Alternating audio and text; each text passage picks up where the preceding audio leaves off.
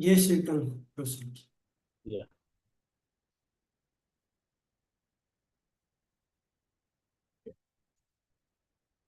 So good afternoon, everyone. Thanks for joining. You are. So morning we were discussing on the soft power.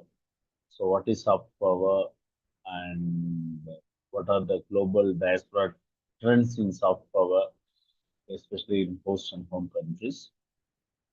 Uh, and we also have the Indian diaspora engagement policies, uh, what the Indian government has brought towards Indian diaspora, Indian people, those who are living abroad, the programs that they have adopted, right, and the policies they have brought in terms of as a home country, how they are engaging the diaspora population, right, and we also have discussed on the diaspora in foreign policy and contribution to development, how the diaspora can contribute to the development of the host and home countries. So this all comes under soft power, right? And we also learned on uh, challenges in challenges in diaspora engagement that country may have as a host and home countries. Um, and we have discussed on role of diaspora in host and home countries and the impacts of diaspora. So we have stopped here. That is comparative perspective on citizenship practices, right? So in the first class, we also discussed on the uh, important aspect of citizenship, on what basis citizenship can be given, right? Whether it is based on birth or based on matrimonial or based on the times a person live in the particular country, probably 10 years, 15 years, 20 years. Based on that, can we provide the citizenship or and what if they come as refugees? Do the government can provide citizenship? All those are there. It differs country to country, right? So, what in terms of people engaging foreign countries, being an Indians, being an Indian overseas person, how they get a citizenship and what are the issues that they have, right? So how it differs region to region, continent to continent, sometimes country to country, right? So diaspora engagement as a strategic asset for development, and Indian diaspora over 20 million people spread across 70 countries. So what is the status of the citizenship? So the objective of this particular unit is that explores India's diaspora policies and strategies and analyze the historical evolution of diaspora engagement and examine challenges in policy. These are the main objectives. So, what are the key features of the Indian diaspora policies? Right. So, flexible visa and residency laws, OCI card, Indian versus voting rights for NRIS, special incentives for investments and property ownership.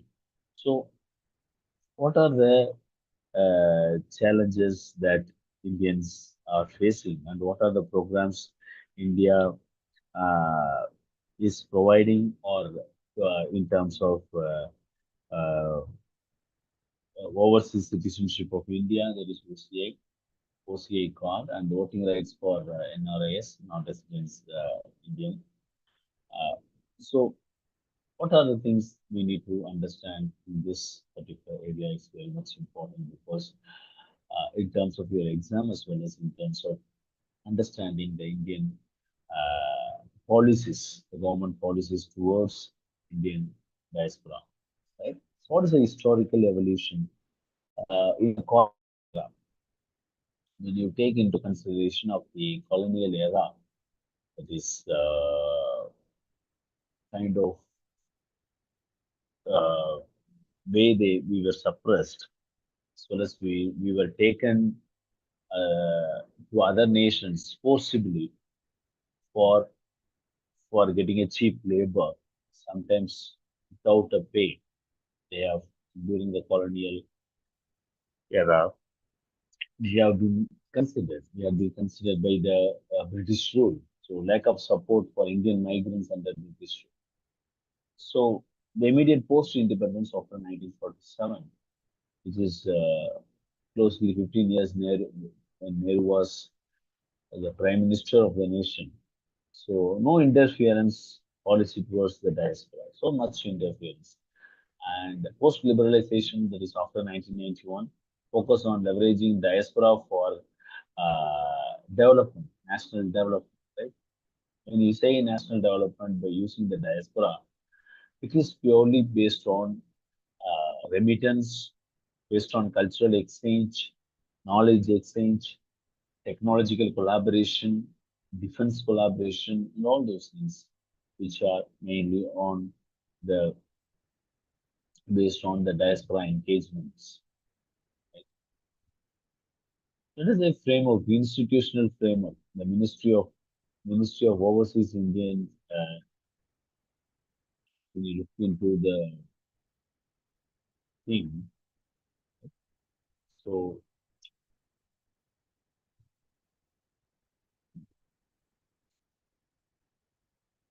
when you look into the institutional framework, Ministry of Overseas Indian Affairs, that is MOAN, so looks into the particularly on the and High Level Committee on Indian Diaspora for Pravasi Bharatiya Divas, that is exclusively for people live abroad for policy announcement and recognition. So how they are being recognized.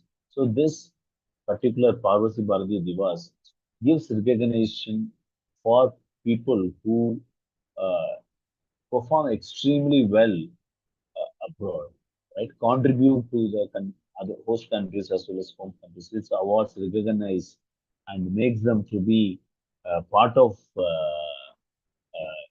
India engaging with India, right? Even though they are well contributing to the host countries, so there is a kind of recognition that is happening through Pravasi Bharatiya Divas, right? So a lot of cultural program is being organized, celebrations are being acknowledged, and there is a support system from the Indian government towards people, those who are living abroad, right? And I think few states, including Tamil Nadu, has brought a kind of ministry if where people should not be cheated uh, by the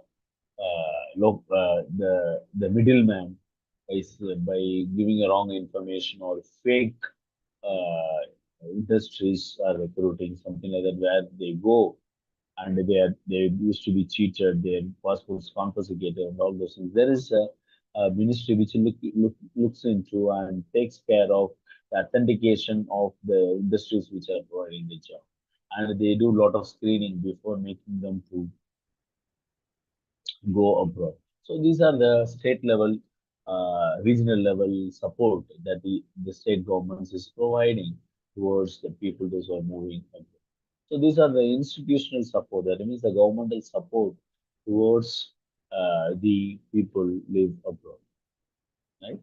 So there is another area is that contribution of the diaspora. So what they contribute, especially economic, social, and political.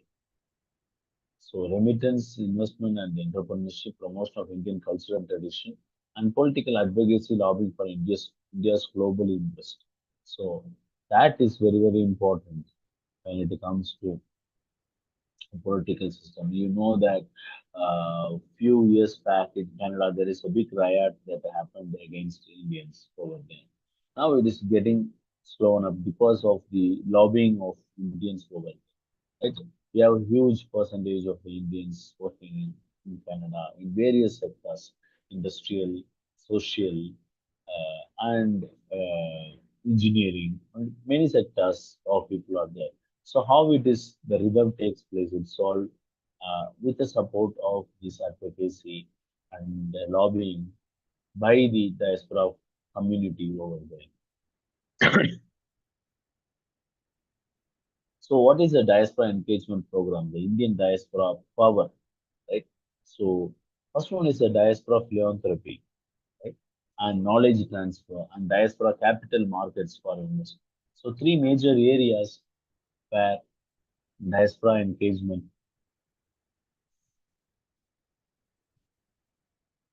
engagement takes place, right?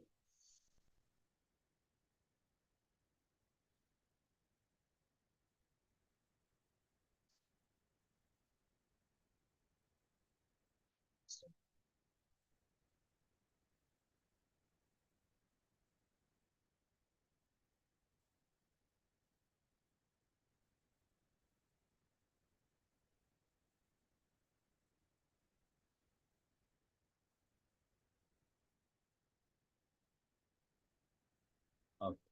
So, uh, diaspora philanthropy, knowledge transfer, diaspora capital market for investment, all those is happening when there is a huge kind of support that delivered by the uh, diaspora people.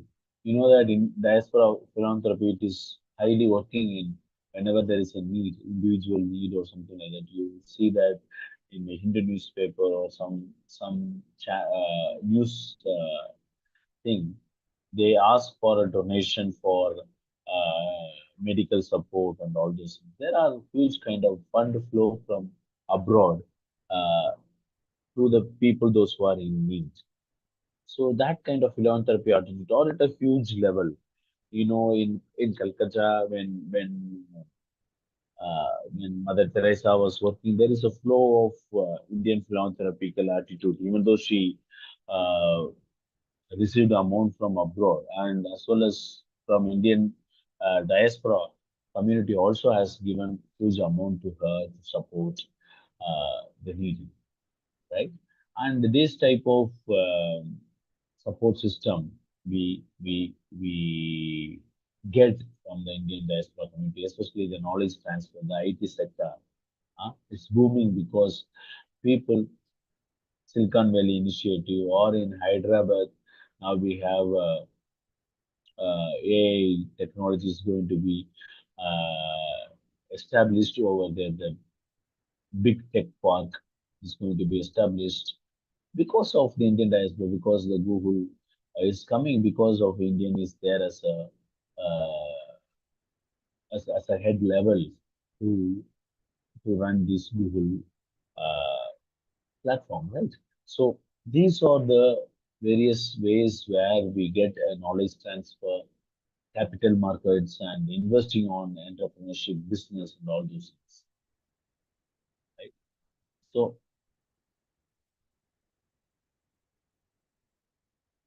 next is the benefit of diaspora policies. What is the benefit as it is, right?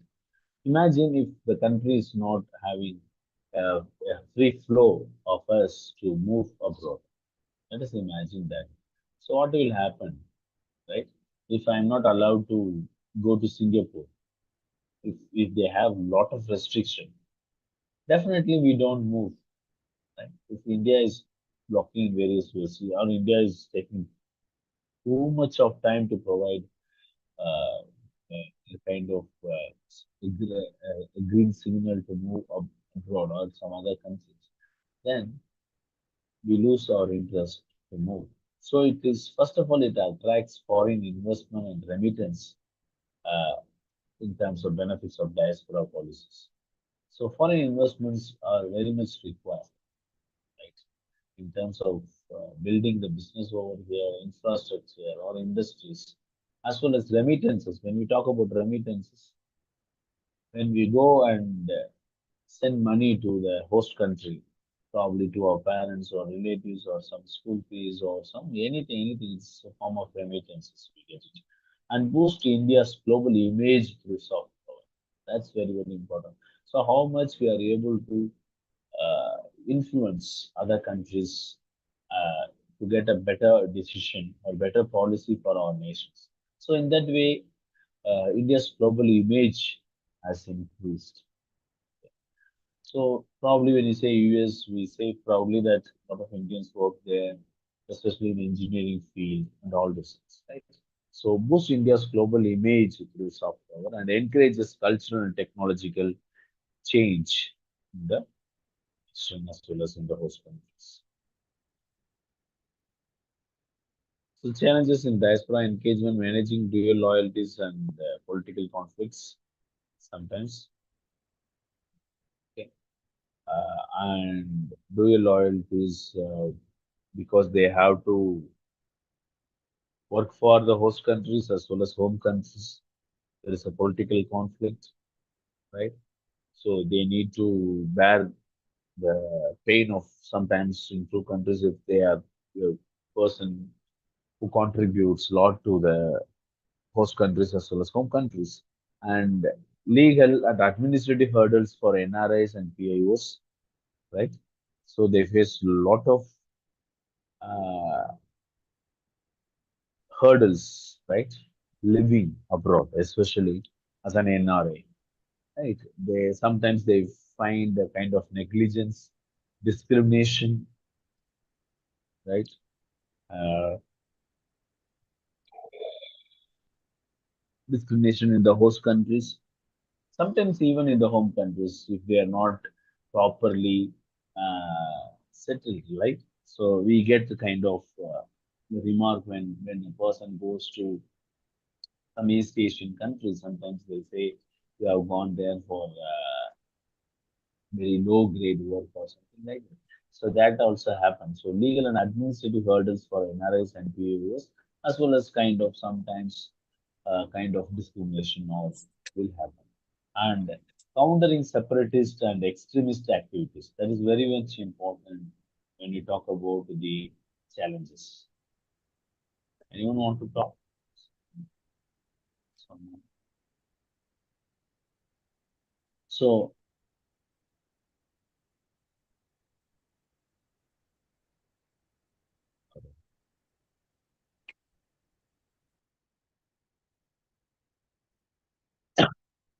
so countering separatist and extremist activities, that is very, very important, both for the host countries and home countries when it is related to terrorism, right? Now the government is bringing a lot of restriction on FCRA. So if you closely watch the parliament, the discussion that is going on, the FCRA, Foreign Contribution Regulation Act. So how uh, foreigners can contribute, what extent they can contribute. Uh, if they are contributing to non-governmental organizations, if they are misusing the fund for any kind of illegal activities, or that's from wrong propaganda or using for converting the people from one religion to another religion illegally, or using it for any other purposes which are not meant for that fund. This new amendment brings that the whole uh, asset created out of that fund will be taken by the government, right, and given to the made as a government property, even if it is anything, even if you build a temple or church or anything out of that, it will be taken by the government. So this is what the FCRA doing, Foreign Contribution Regulation Act. So in order to, when you talk about countering separatist and extremist activities, so a lot of foreign remittance or foreign fund is being utilized for extremism, right? Maoist, all the certain things which are against the government or dissolve the government. they are using it. So these are the challenges of diaspora engagement we talk about. And case studies, we have American Association of Physicians of Indian Origin. This for the healthcare contribution. That is one of the examples which we can say for uh, the diaspora engagement. The promoting the Thai network promoting entrepreneurship in India and abroad. So, role of diaspora in host and home countries, like host countries promote bilateral trade and cultural exchange, strengthens India's image as a knowledge economy, so drives economic growth and innovation, act as a bridge for international collaboration. So, this is the very important role of the diaspora community in host and home, right? So, key impacts of Indian diaspora policies, right? So, when you talk about it, we have uh, create a global Indian identity, so strengthens India's economic and political leverage, and promotes sustainable development through diaspora contribution. Right. So those are the key impacts of Indian diaspora policies. How it creates a global Indian identity is because of the brain gain. Right. How and what extent Indians contribute to the other nations. Right. So if you go to East Asian countries, we will also discuss in upcoming paper how we are being recognized over there and in what extent. And the economy of that country, it is highly depend on Indian diaspora community, right, in certain East Asian countries, so-called Arab countries, right? So huge number of Indians work, toil for their nation's growth and development, right? At a minimum of a schoolies to maximum of the executive directors level. So these are very important when we are talking about the key impacts of Indian diaspora policies abroad.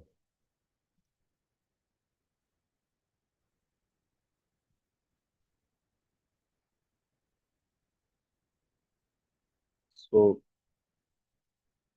this is what about the unit uh, on MDA to block 2. So we move to block 3 now.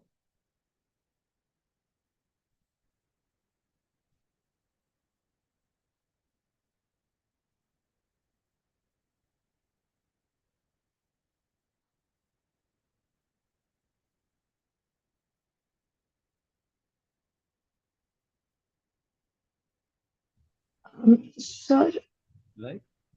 Yeah. sir, before moving ahead, are we not going to talk about different kind of citizenships, or what are the different kind of rights that has been That we extended? discussed already in the previous class. I think you are not in the Yes, previous sir. class we discussed. The first Okay, class we sir. discussed.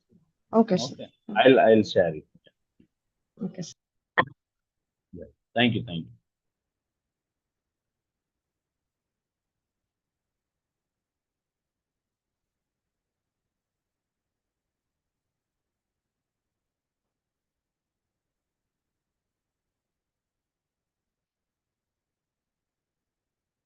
Yes,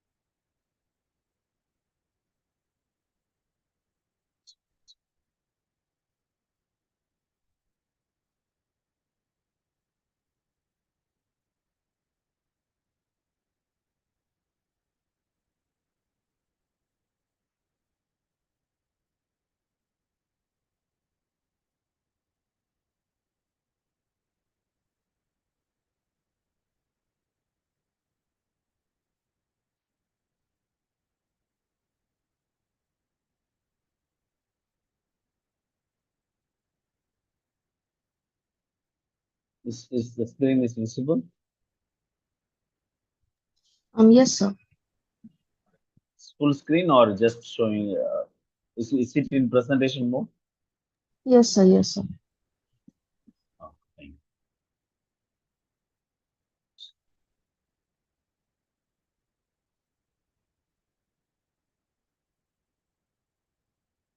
Slide is changing, right? Yes, Okay, sir. all right. Yeah.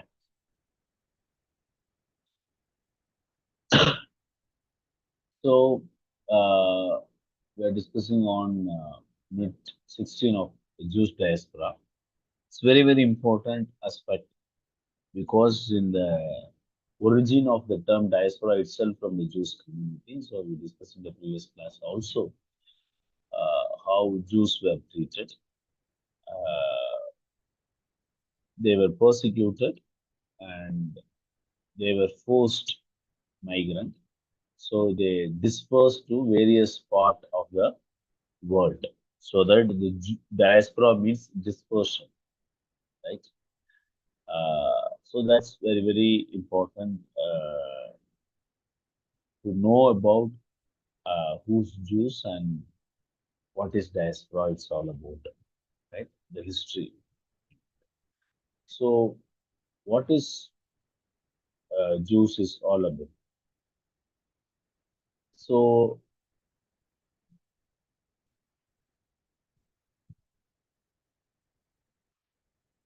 migration and diaspora is both are closely related. First of all, so why all migrated people are not diaspora, right? So as I told in the previous class, so we cannot call all as a diaspora community because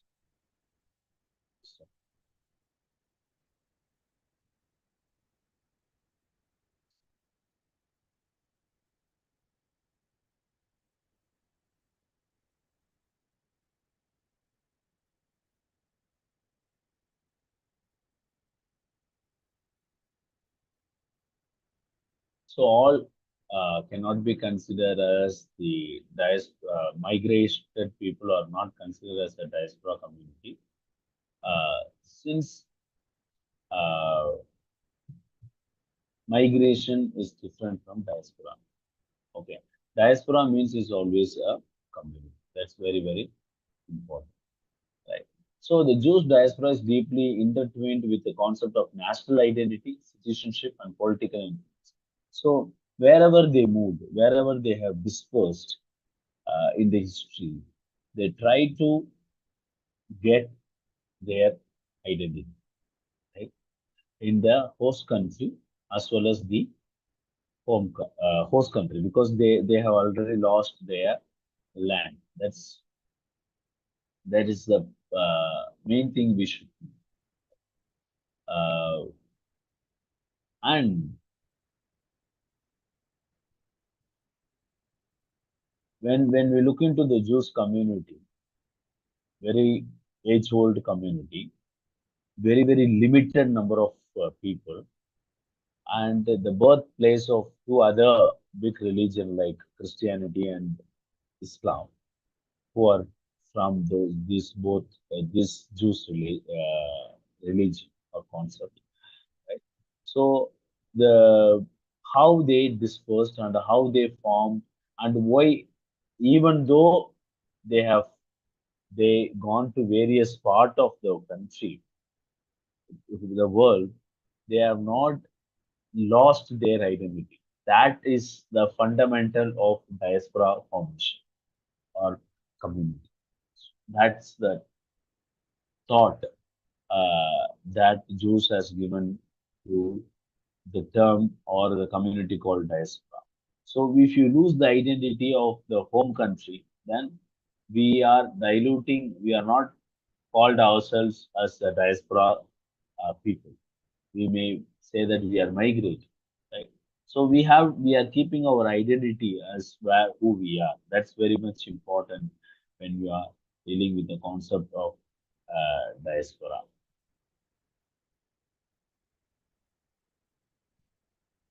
The phases of Jewish diaspora.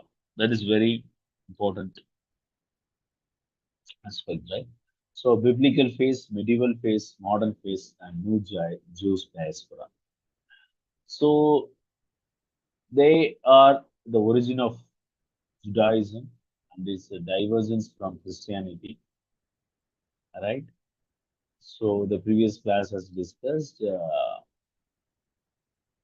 those who believed in Jesus Christ and believed he was resurrected and he is the Son of God, and they are considered as Christians, and who remained as they are before Jesus Christ was born or lived, and those who are the people called Jews. Okay, so this friction has happened when new religion emerged from the Jewish community, so Christianity, right? So that is the biblical phase. So medieval phase, you see that a lot of empire like Roman Empire and Ottoman Empire, and or taking the war against the Jews or persecuting them. Okay, then it becomes the religion becomes a central to politics, and lot of persecution started taking place and post conversion taking place. So modern phase like anti-Semitism peaks in 19th century, leading to significant events in like the Holocaust or the establishment of Israel in 1948 reshapes the narrative of Jewish identity. Right now, we have the country called Israel. So after our independence, a year after they got their own country, right? Due to US intervention and all those things. So 1948, they got a separate identity and separate country, Israel. So the new Jews diaspora, post-globalization migration, the Jews with youth moving from professional opportunities. So this is the history of the Jews community the across the various stage of from biblical phase to new Jews diaspora, right? But what important for us to understand here is even though the lot of hurdles they have gone through in various phases, you know that Hitler has persecuted the entire Jewish community to the core, right, due to various reasons. But let us see uh, how they have not lost their identity so far, and one of the superpower country now, right? And threatening to lot of countries. They are taking the control over other countries, whether they can have the uranium or not, right? All those things now they are doing it. So look at their resistance coming up, mm, technology, all those things, right? Uh, that's something is a remarkable from Jewish community. So themes in Jewish diaspora, when you look into it, we have persistent migration due to statelessness and persecution, as we discussed. So the migration took place throughout the history. Because of that, they are stateless people. That means they don't have any nation, and a lot of persecution. Because of that, they moved from one state to another. Right. Uh, Regarded as a victim diaspora because of historical injustice like discrimination and displacement, they become the victim diaspora, right? That means the first phase of that. They are called victim diaspora, right? And they have exile and alienation are prevalent, but our resilience and adaptability is high. Jews adopt very easily and highly, right? And entrepreneurship have significantly shaped their role in global history, and they start enterprise, they start business, they sell small product, to enhance their livelihood. See, always the history teaches a lot, right? The resistance, how we are taking things forward in terms of, even though we have a lot of limitations, right? Close limitations and all those things, how we are taking the Jews community are examples for that.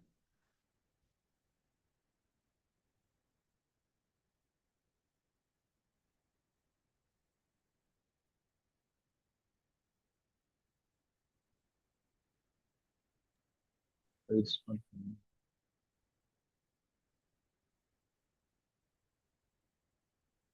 okay.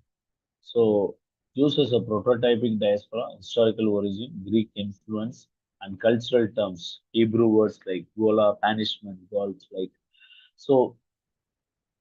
Already we discussed how the prototyping means how they imparted uh, of the uh, diaspora formation, right?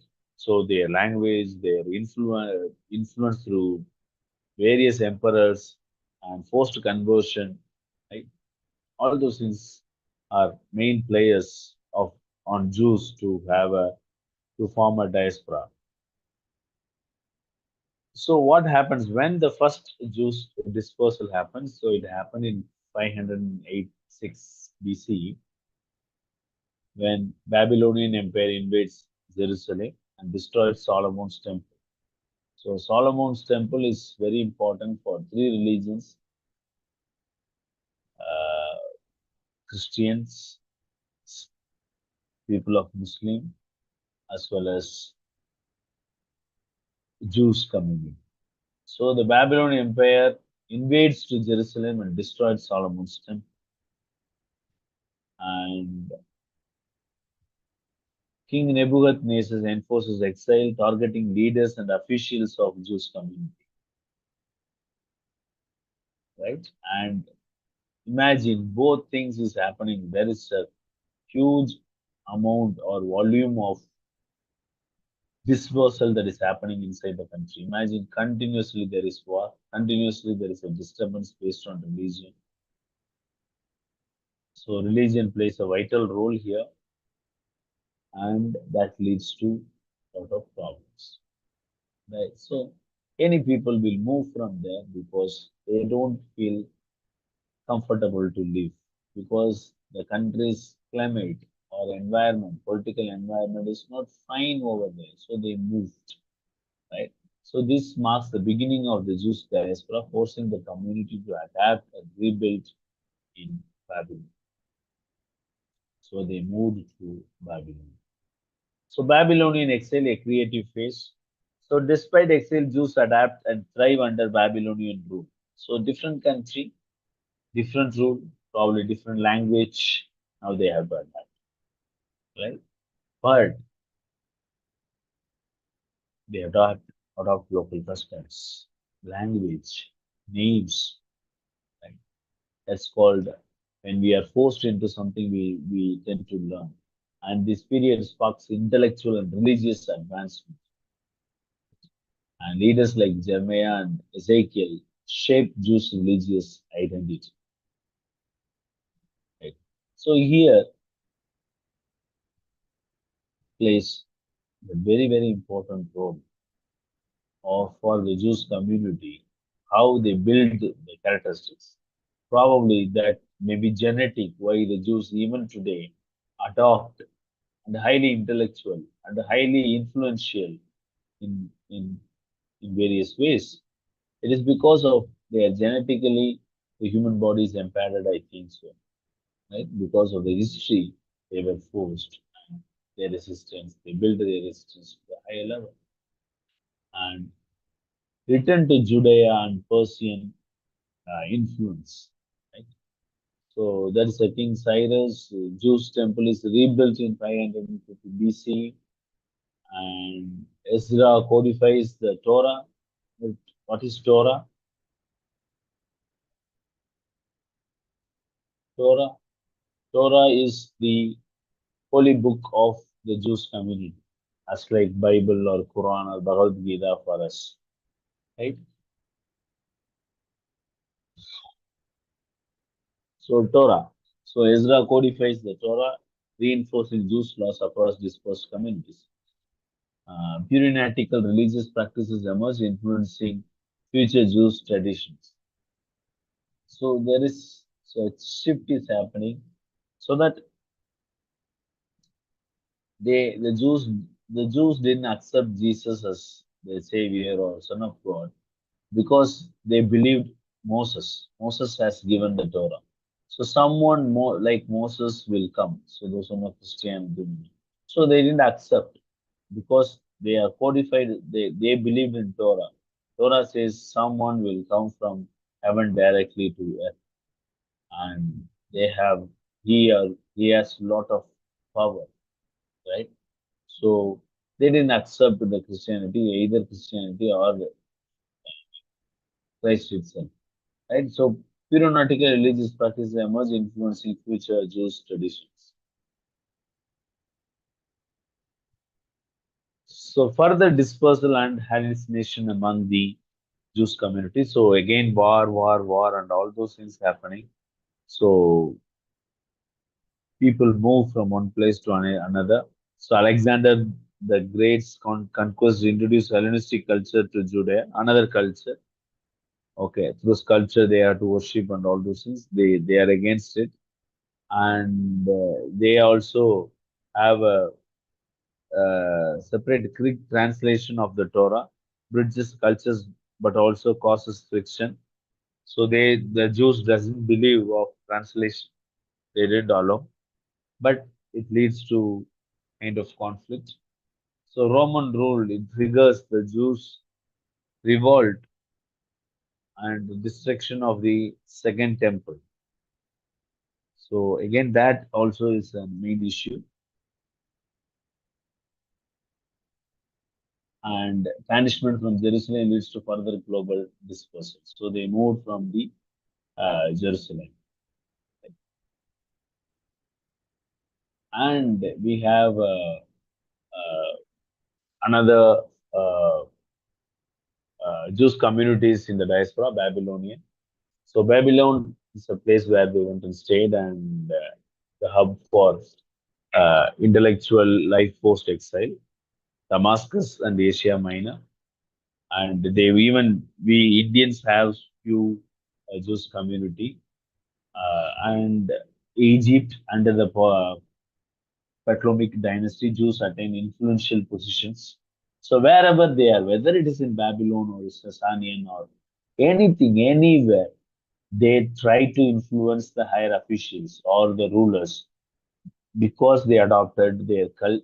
They don't. That means they don't bring into practice, but they adopt their language and uh, the social life. They adapt to the social life and connect, but they practice what the Jews supposed to practice, right? So it is very important for us to understand that the 4 PC, the majority of the Jews lived outside uh,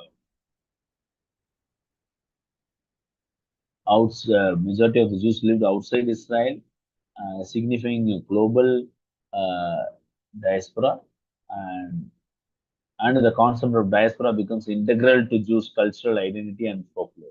That's very important. Uh, and even today, the Jews diaspora remains a testament to resilience, adaptability, and deeply rooted the sense of community.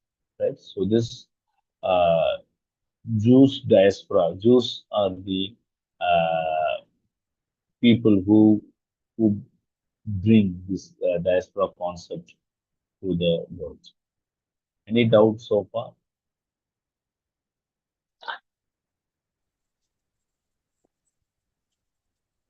Hi Rex. Hello. Yes, sir. Yes, sir. Yeah. You are giving a good presentations. Ah. Yes, sir. So Thank you. this Kumaraguru College of Liberal Arts and Science. It is in South India. Yes, sir. Yes.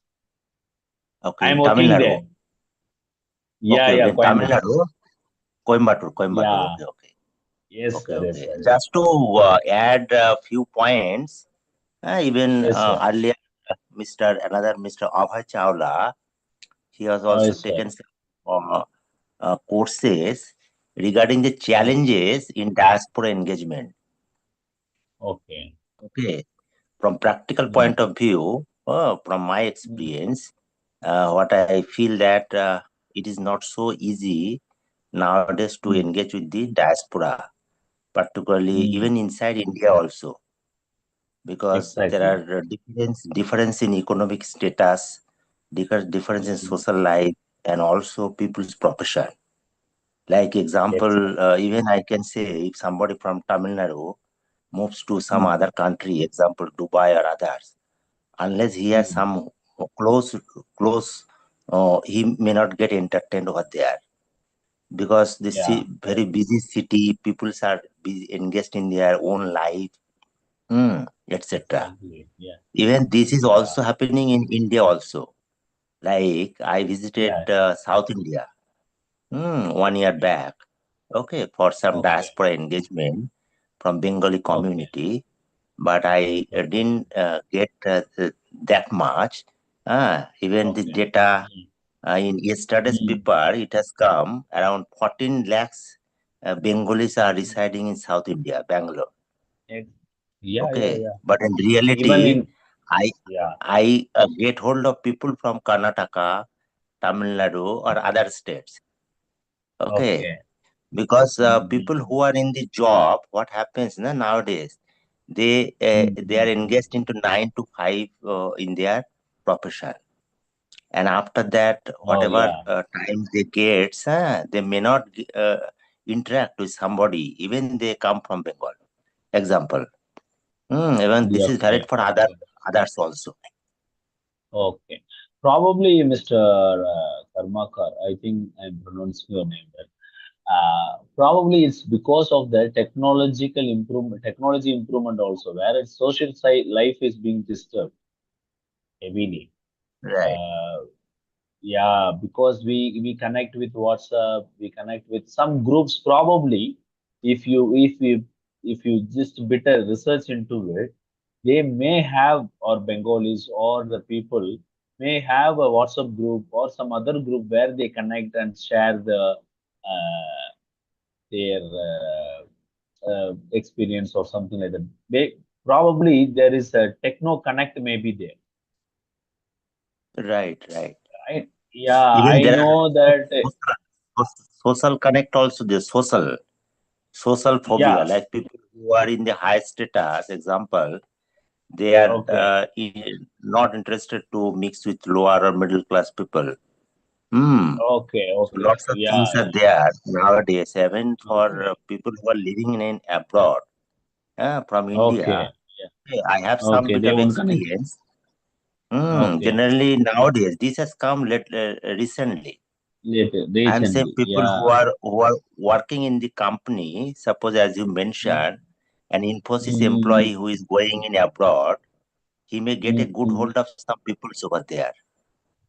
Okay, Okay, okay. but as a solo, Mm, you from a university representative, if you visit, okay, you may not okay, get that kind of satisfaction.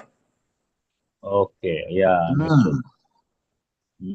Mm, correct, correct, correct.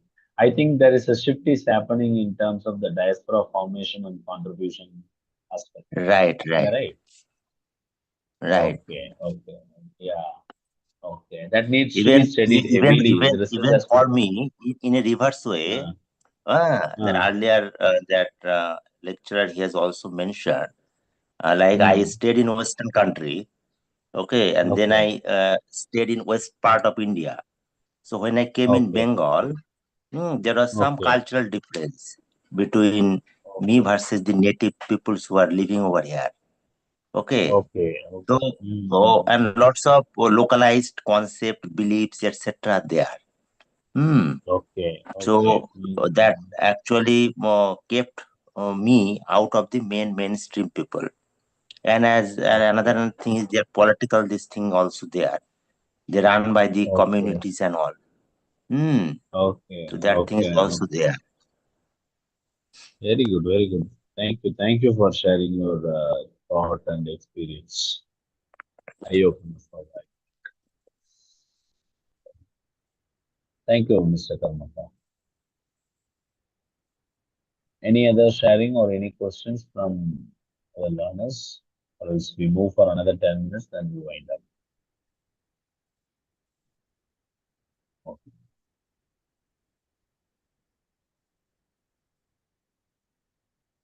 Hello, sir. Yeah, yeah. Sir, can we ask questions in the next class? Yeah. You can ask questions. Okay, sir. Yeah.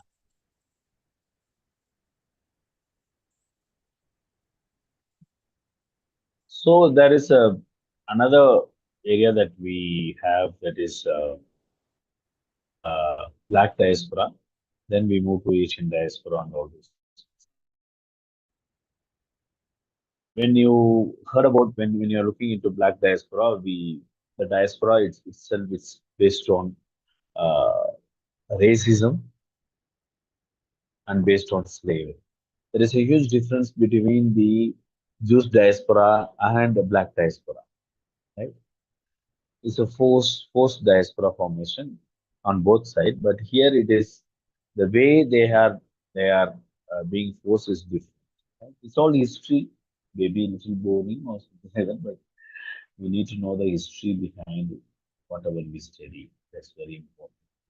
Or else or we will be in sometime mess without knowing the history.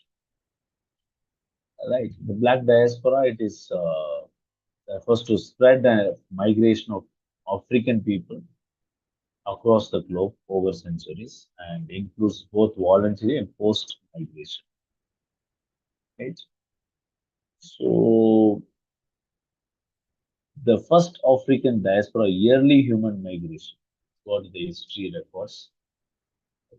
So they are considered as the yearly human migration, especially post migration.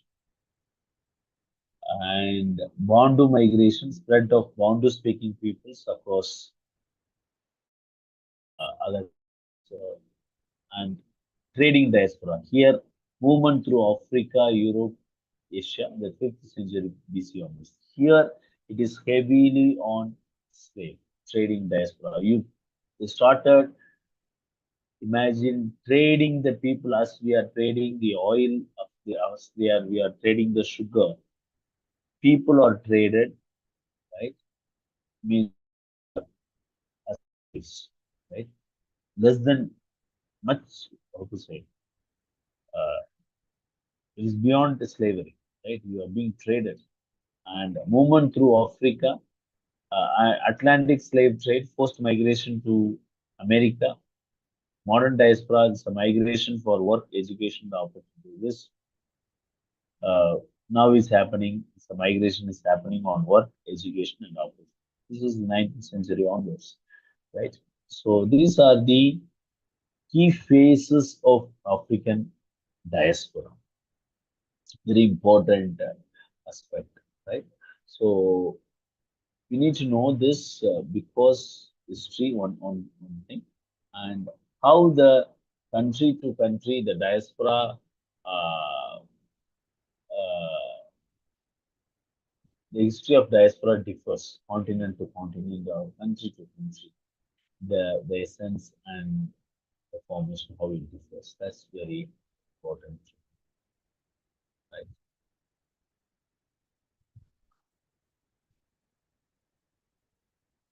So black diaspora definition.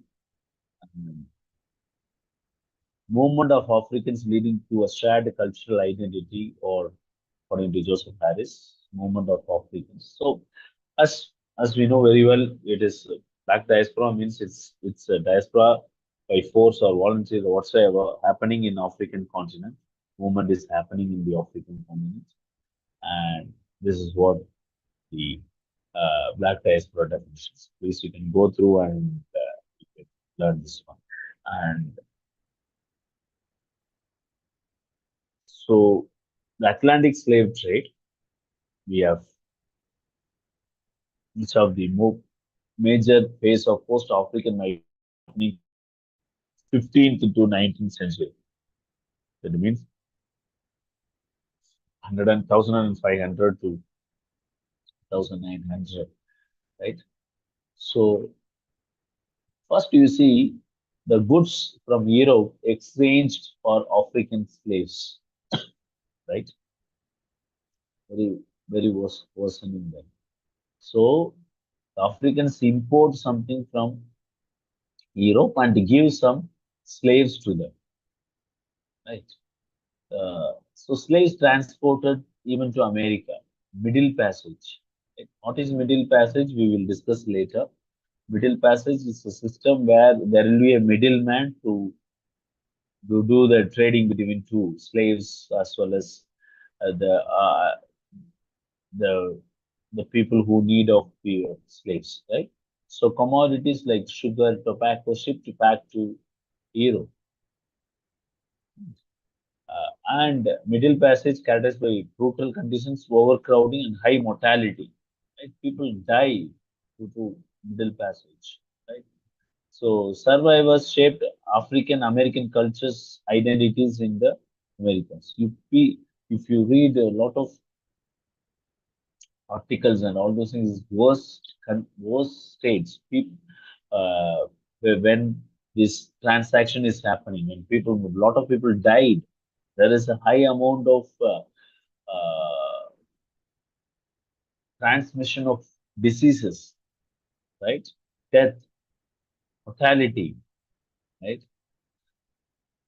Sometimes women are not uh, given as slaves. Sometimes only men. So the birth the birth rate of in the particular continent will go down, and a lot of sexual infections has happened. So this is the uh, ocean state in the history of diaspora formation, right? So the slave trade has happened majorly in African continent, right? Right? So we stop it here. Any questions? You can ask.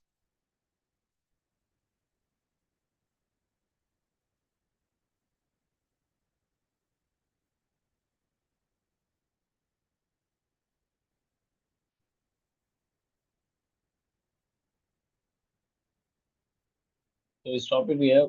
I'll share the notes if you required. Also, thank you very much for this.